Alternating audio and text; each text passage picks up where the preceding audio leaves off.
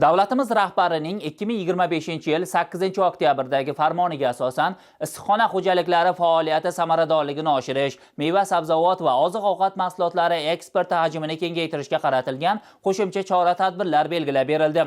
Mazkur farmon asosida viloyatimizda ham issiqxona xo'jaliklarining barqaror ishlashi uchun ularga uzluksiz tabiiy gaz yetkazib berish tizimi yo'lga qo'yilgan. Issiqxonalarga tabiiy gazning uzluksiz berilishi hosilning nest nobud qilmasdan o'z vaqtida yetishtirishga xizmat qiladi. Eng muhimi, tabiiy gazdan foydalanish ekologiya va atrof muhitga salbiy ta'sirni keskin kamaytiradi. Samarqand tumanida ham bu borada izchil ishlar amalga oshirilmoqda. Chumchiqli mahallasida joylashgan 5 gektarlik yirik issiqxonada 10 turdan ortiq gullar va bodring yetishtirilmoqda. Ayni paytda ushbu issiqxona uzluksiz tabiiy gaz bilan ta'minlanib, yil davomida mo'l hosil olish imkoniyati yaratilgan. Gazlashtirish birinchi navbatda issiqlik bizga me'yorda yetib kelishi, ortiqcha ish kuchi sarfi kamayishi, ortiqcha hidlar, tutunlar chiqmasligiga ancha yordam beryapti.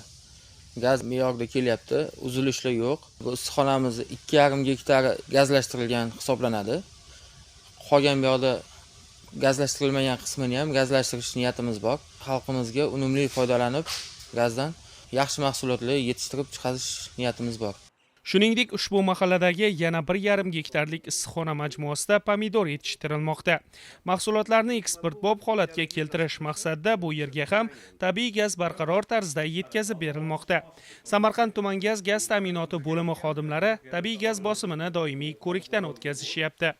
Hozir mana gaz bizlarga juda ma'qul, gaz ishlatishimiz ekologik tomonga ham. Umuman olganda davlatimiz prezidentining farmonlari o'z vaqtiga chiqdi. Bizlarga juda o'z qulay bo'ldi.